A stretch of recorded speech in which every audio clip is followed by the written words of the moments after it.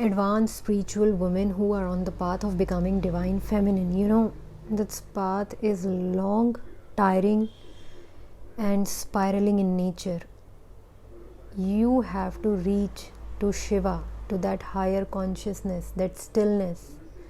You are movement, you are chaos.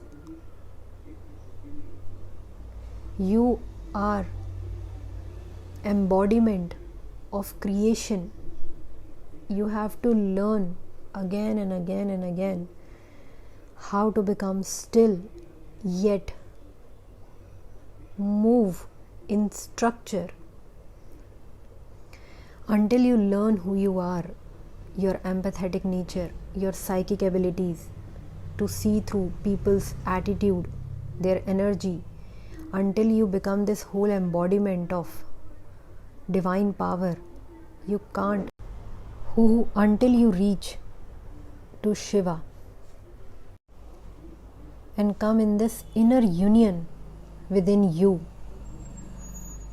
Divine feminine holds the most magnetic power. She doesn't have to do anything. She just have to become, remember everything, who she is, her power.